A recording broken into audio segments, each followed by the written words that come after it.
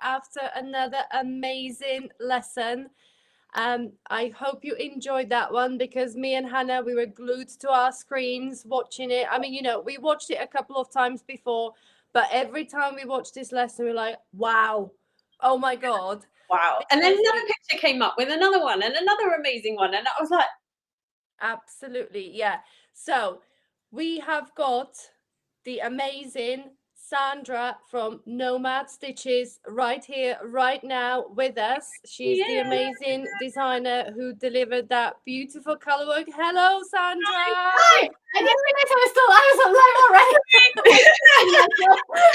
Sorry. Hi, That's everyone. okay. No worries. Hello. Welcome to the live Q&A. I'm sure people are starting to jump over to us from YouTube. So if you made your journey back, say hello to us in a comment. Post your questions, whatever you want to know.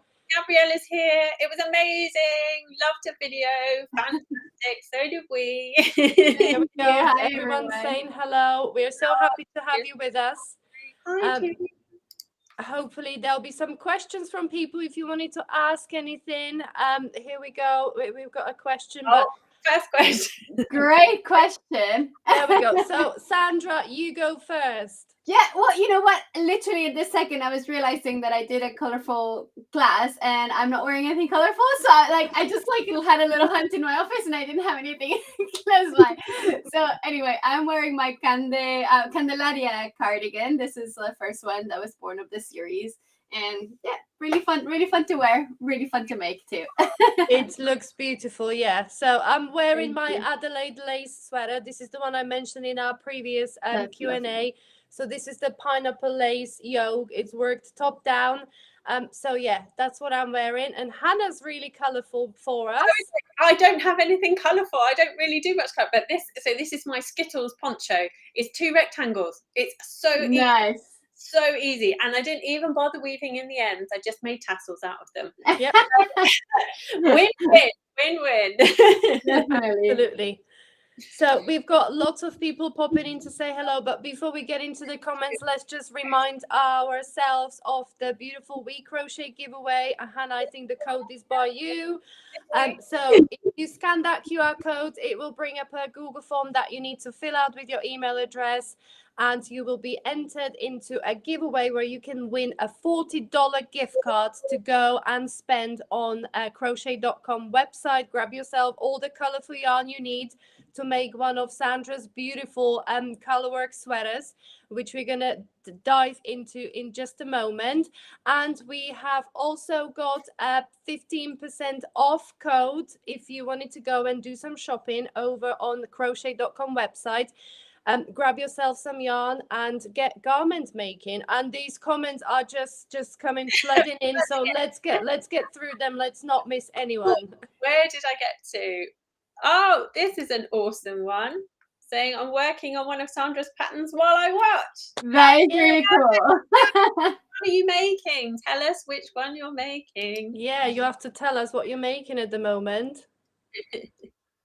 And what about Gabriella saying, you rock it with the summit. Awesome. I'm so glad. And I'm so glad people are enjoying it. Definitely. Yeah. Hi, Sandra. I love colour. Oh, hey there. I loved it. Looking forward to looking at what we have available for us to learn. Yeah, there's someone saying about the spelling of the Candelaria. Yeah. Can I type it somewhere? There's a chat down the side. Can you chat it in? Put it in the chat, and then everyone will be able to see it. You'll be able to add to the chat. Sorry, guys. That's okay. Don't worry. Oh, you got the private chat at the bottom. Yeah. Can I just put it here? Yeah, and maybe Hannah can pop it onto the screen when it comes through. Yeah, it's all on Ravelry, and you'll find it on my Instagram as well. There we go. Oh, someone's making my Fiorentina hooded scarf. That's one of my oldest patterns.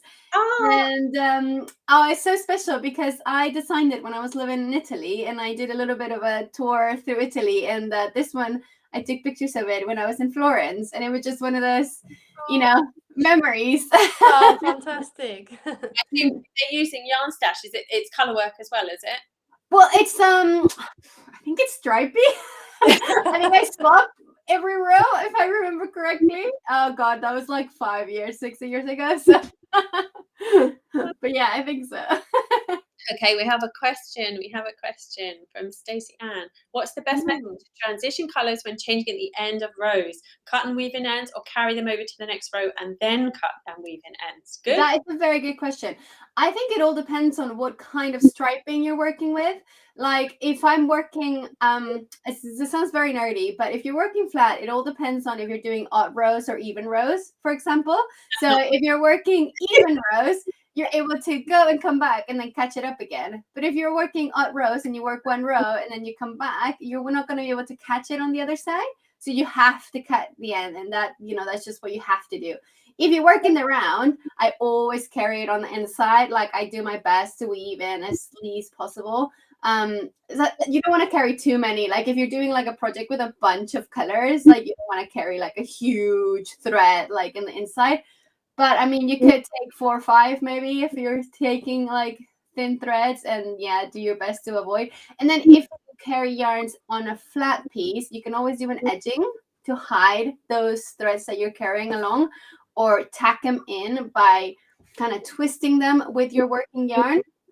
So like if you do, let's say 4 rows with the main color, and then you want to put a contrasting color every, 4 rows, main color, 2 of contrasting color, let's say, right? So on those 4, you don't want it to just kind of hang loose.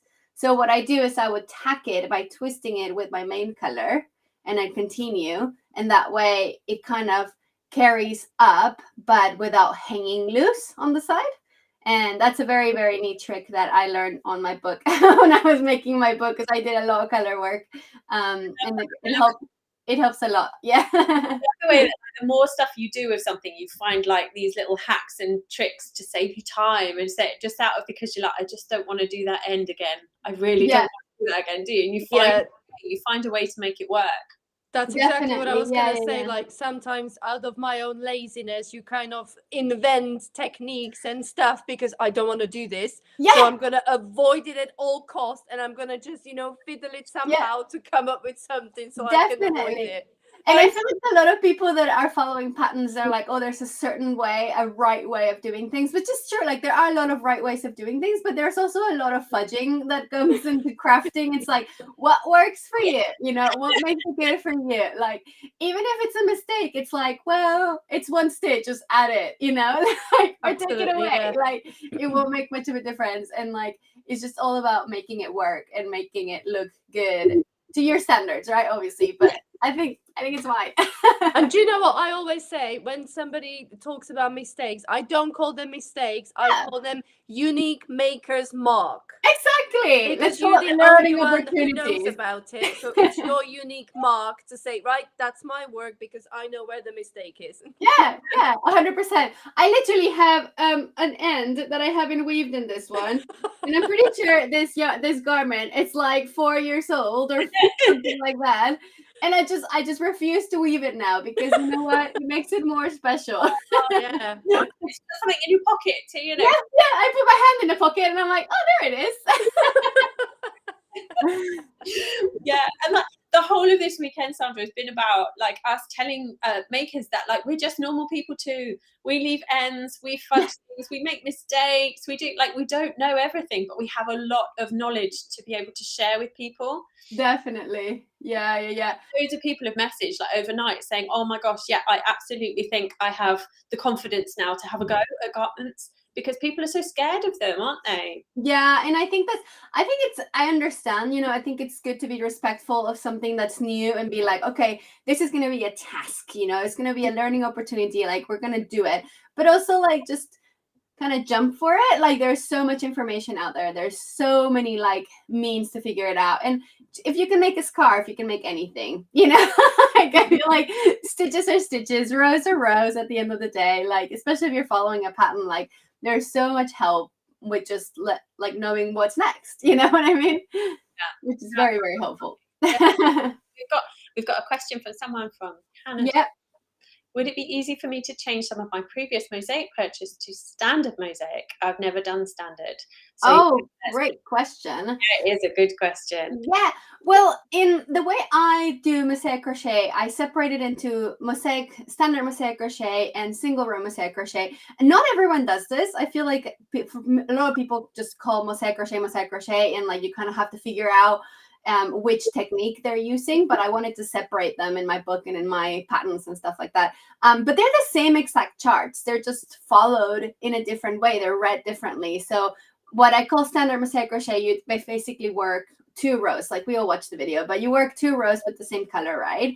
And you have chains in between to avoid the thickness of the fabric to be there. With single row mosaic crochet, because it's only 1 row, you have that extra kind of texture and, you know, chubbiness to the stitches. So it's just about reading the chart differently, but it is the exact same chart. And yeah, you can definitely adapt it. The only thing you do need to consider is that because standard mosaic crochet has 2 rows per color, it will elongate the design. It will elongate your gauge will be double, right? Because you're doing 2 rows per color.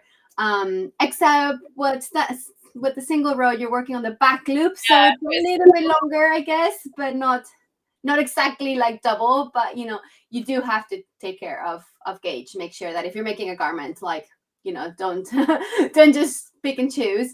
But if you're making a scarf or anything like that, like, I was just going to say that. Yeah, if you're making a blanket or something, it's just easier to fudge it. Again, fudging it. Yeah.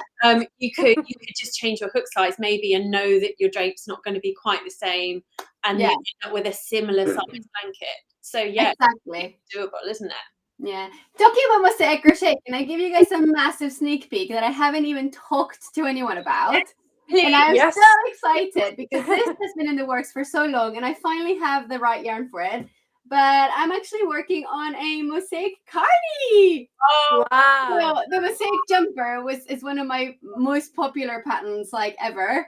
And so I'm finally working on a cardigan for it, and I'm so excited. This is Brooklyn tweed yarn, and I've just finished the yoke. It needs some adjusting. I think I'm gonna make it a little bit deeper. But I'm loving it. And this is standard mosaic crochet, so it can be worked flat, and I don't have to like cut my yarn or anything. And I hope people like it because I'm so excited about it. That's amazing. Yeah, I'm pretty sure that's going to be super popular because there are many cardigans. You see those sweaters and stuff, but when it comes to cardigans, yeah, people don't necessarily think of mosaic straight away, but it looks amazing so far. So you need to hurry up because now people are going to chase you for it. Now you showed us, like Hannah's being chased for her pink sweater. You're gonna be chased for that cardigan. People go, when is it coming out? Tell us. Chase me, please, because I literally have another sample that I finished the whole body of and I didn't like it, so I just stopped. Oh, no. And I couldn't be asked to like frog the whole thing to use the yarn again because it's all like scraps. So I just left it. It's one of my boxes in there. So yeah, chase me for this one. At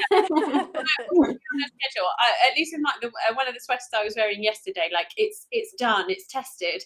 I just need to edit the video and then I can press go. But I just needed the kick up, the you know what, to actually. Yeah. So I have it. So praise you for it. Definitely been there. Elizabeth is asking, do you knot yarn ends on the edge when the color changes? I have trouble keeping tension when I change colors. Oh, I definitely don't knot yarn ends. I never do that. Usually when I change colors, I like if it's the end of that color, I will cut it, and then when I change the color, I pass it through at the end of the stitch, and then I just kind of pull it. So I will. So let's say we're making a single crochet, right? You insert your hook, you pull over with your old color, and then you have 2 loops on your hook. And then when I would pull through with my new color, I would pull through my new color and my old color tail. And then I just let it hang. So the old color, I will pull it through all the way through the tail. And it just stays there nice and tight. And if you wanted to save time weaving in ends, I would just crochet over that tail as I go. And like if it's a tight stitch, like a single crochet, like I said, then it will stay in place and you don't have to worry about it again. So it's a really, really handy way of changing colors and finishing with the deal. But no, I would never add a knot. The only way I add knots these days is whenever I run out of yarn and I need to add a new bow. I can't be asked to weave in ends anymore. So I just do not like a proper knot, but you know that I don't know what the it's called, but you have the 2 strands. So you make a knot on one end and then a knot on the other. Yeah. And then you pull it. Yeah. And then just cut the little ends. Yeah. And it's magical. I have no idea what it's called. I think it's the Russian knot. So in in my previous life, I was a midwife, and we used to, so it's like a surgical knot. It's that's what we use for tying stitches in people, and it means it doesn't come undone. It won't come undone. There we go. It works on people. It works on yarn. So yeah, I love it. Especially with thin yarn, you can't even feel I've done it with worsted weight yarn, and you can feel the little knot. So I'm not a huge fan of that. But with fingering weight yarn or even DK, yeah, worth saving the hassle of weaving in ends. Yeah. Sorry, I hope I answered the question. Yeah, I think so.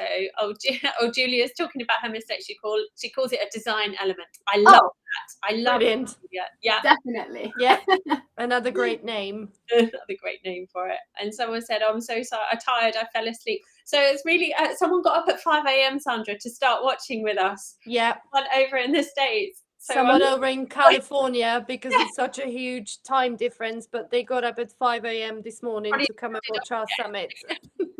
Wow, that's commitment. Thank you. Yeah, here we go. Kira's asking, you also work flat. Does that include sitting in a recliner? I don't work over a table.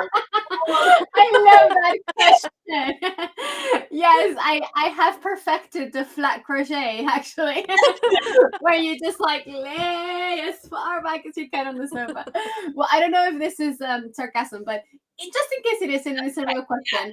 I think working flat, we mean like you come and go in rows, while working in rounds, you work in circular while you join your row at the end, or you even work in spiral, right? So that's the difference between working flat and working in rounds, where you come and go, or you continuously work in circles. Yeah, you can also work on a sofa or whatever you want. Be like in bed. We take it for granted, don't we? All these terms that I think like most of us are self-taught. I was self-taught, and like you don't know these things until you come and go, what on earth does that mean? Like, and then you have to out and like, it doesn't make sense, does it? Working flat. When you say it like that, like that. So keep coming with all these, but yes, thank you. Oh yes, and a Russian join. It is a Russision join. Yeah, there you go.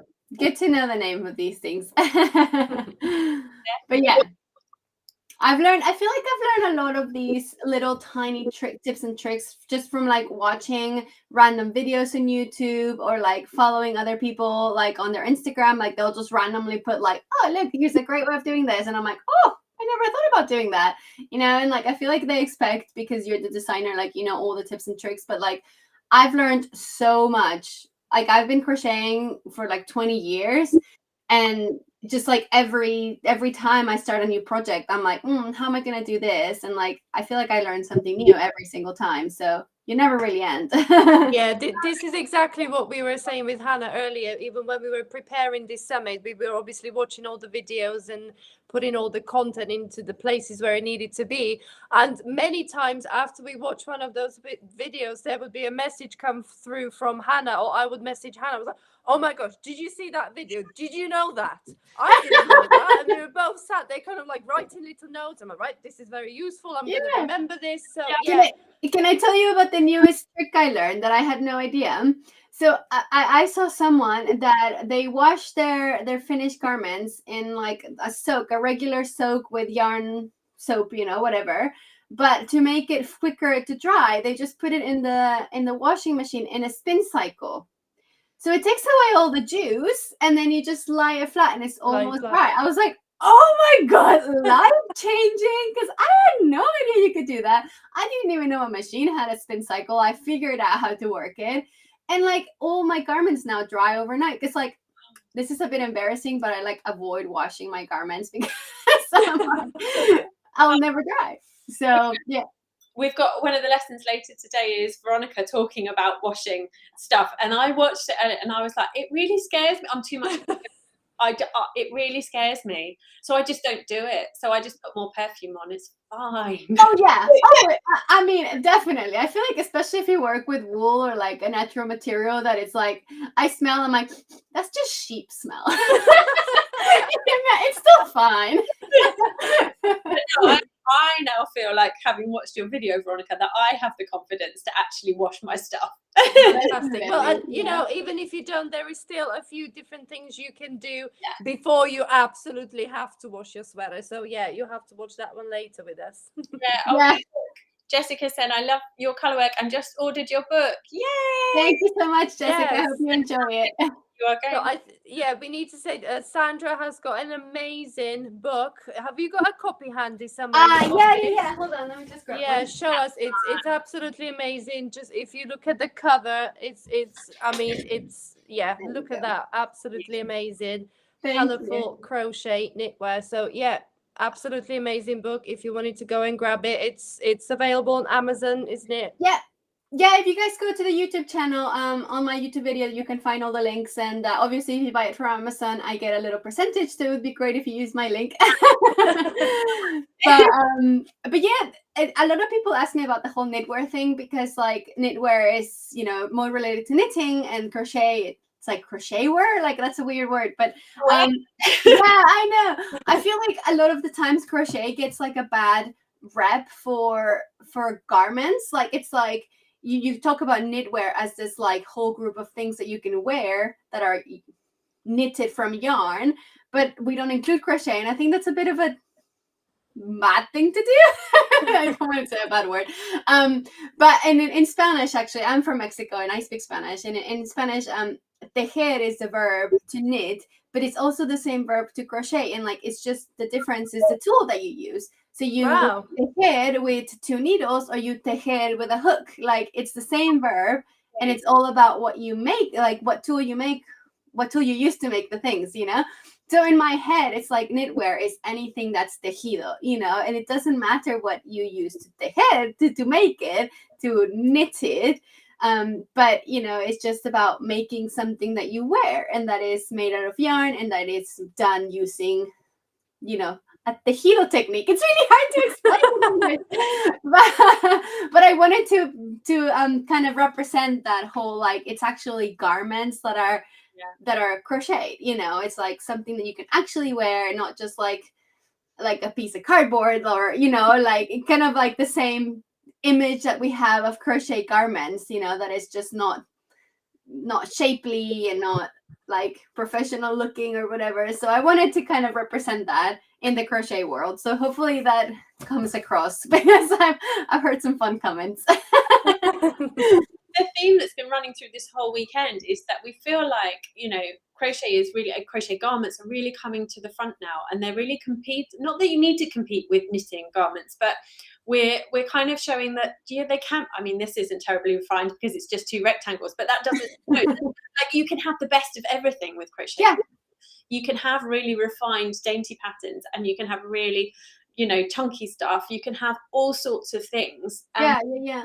And we're all learning techniques that are, you know, I feel like knitting, they started the race sooner, you know, because I think crochet back in the day was only done for doilies and stuff like that, while knitting, people were making garments with knitting for hundreds of years. They weren't do that with crochet. So we're just catching up, you know. So all of these techniques that knitters have, you know, perfected when it comes to short rows and shaping and shoulder angles and, you know, satin sleeves and all of this stuff, like with crochet, we're just catching up, you know. And like, I feel like we're doing our best to like come up with really great garments that you can actually wear, and it fits right and it feels well when you have them on, you know. So I think that's a priority for, at least for me, and I'm sure for you guys too, and I'm sure for a lot of the people that are in this community, you know. So I think that's so cool that we have that in common. Definitely. We've got someone saying that they're late to the party. We'll have to catch up from earlier this afternoon. Yes. Definitely. Anyone that's joining that doesn't know, I'll put the Dubry link up, shall I? Yeah. Let's put the link in there. Oh, sorry, Sandra, I've covered your face over. I popped it. So anyone scan that code and come and join us, because that has got all the links for you to be able to see the free versions of the videos this weekend, which will end at EST, so the end of today. Yeah. So how many hours away is that now? I don't know what the time is there. Oh, it's coming at 4 o'clock, so we're looking at 8 hours. Yeah. So not long to watch the free versions of everything. But if you want to upgrade and get your all access pass, which is lifetime access to all of this and more, because you get patterns. I mean, Sandra, the pattern you sent to put in the thing, I was like, yes, I want them.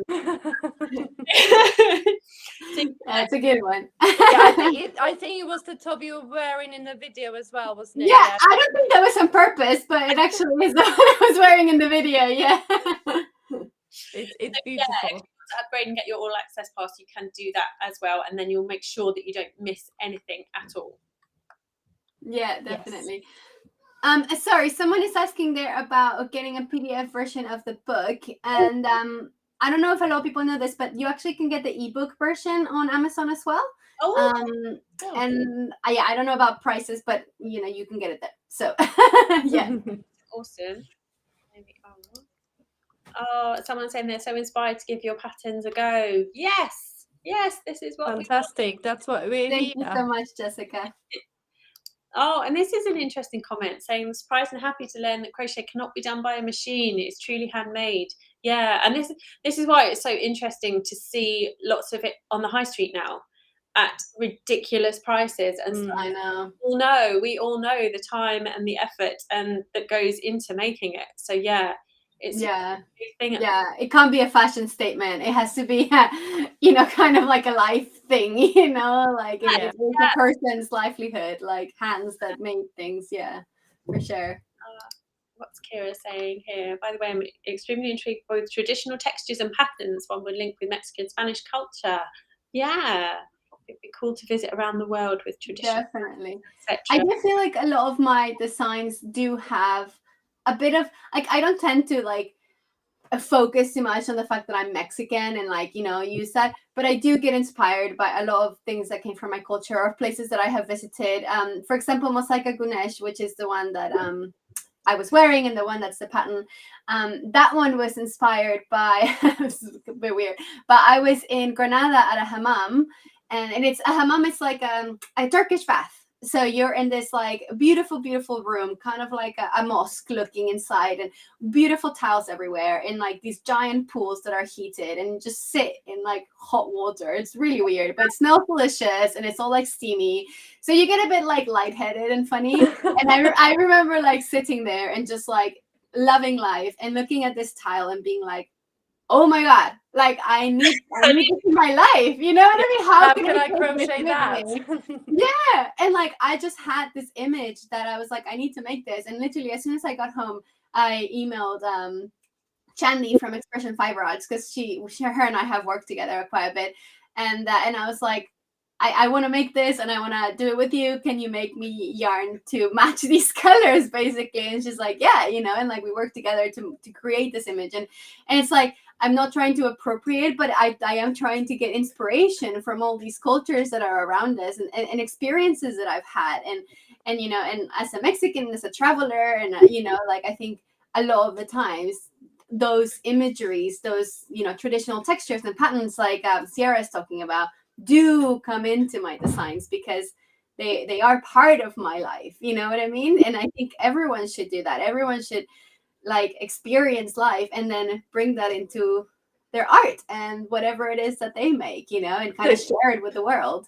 Yeah, you can kind of like document your whole traveling journey with your designs, can't you? You think, yeah, right, at that point when that design came out, I was there. This is where I got the inspiration from. That is the best travel diary I have ever seen. So I've started calling lots of my patterns from where I was when I was making them, or mainly because I'm really terrible at thinking up names. To call it. So I'll either call it about where we so my Spofford sweater from last year was where we took the photos of me wearing it. So it brings me and it takes me there, and it's such a lovely thing, isn't it, to carry that creativity and have it and share it with everyone else. Yeah. No, Yeah, 100%. I have called one of my cardigans Annie's cottage cardigan, because when we went to Cornwall last year, we stayed at Annie's cottage. I'm like, right, that's good for me. That's a good one. Yeah, no, definitely. All of my pants that are named after Italian places is because I was doing that little trip, across Italy as well. Yeah. Brilliant. And that we're almost out of time. We keep doing this. I know. Oh, goodness. Ashley saying, I've been scared to try colourwork, but I'm determined to make it by the end of the year. Yes, adding the book to the list. Yes. Definitely. I would say if you want a beginner pattern to start with, definitely do one of my single row mosaic crochets, either my mosaic jumper, the mosaic gounache that you get for free when you sign up. Any of those that are just so basic and so simple. Even my mosaic, my mosaic jumper, the one that's like all over mosaic crochet. I literally just read a review today. They were like, this is the easiest color work ever. And like people are terrified of it because there's so much color work, but it looks so easy. But it does look so tricky, doesn't it? Yeah. I think because you designed it for Inside Crochet, I think, didn't you? Many. I did. Yeah. And I remember seeing it on the cover and being like, what? And I'd never tried mosaic crochet at that point. So in my mind, I was like, that has to be the most complicated thing ever. Like, and I completely understand why people feel that way. Yeah. I know. Cool, it was so easy. Yeah. And it was so easy to design. It came out together so well. But like, you know how sometimes you just frog over and over again, and you're just like, why isn't this working out? Like that one was just like, bloop, oh. And it's made. Yeah. Was it that easy? Yeah. It was a good one. Bless you. Right, I'm going to put the code up for everyone to pop across because it's just about to start. Yep. Veronica's film about, where am I? I'm trying to talk and click at the same time. Veronica's video about caring for your creations. So how to wash them. Come and watch the video and tell me if you go icky and feel funny at the same time as me. It really freaked me out. Right, it's been fantastic chatting to you, Sandra. We're absolutely amazed that you have joined us for this live Q&A. I mean, judging from the comments, people are absolutely loving you and your beautiful designs. So if you want to try color work, go and grab Sandra's amazing book. And we will see you in about half an hour again for another live Q&A after the next lesson is finished. Lovely. Yeah, wow, you guys you're gonna be so exhausted at the end of this, but thank you so much for having me. Thank you. Thank you, Sandra.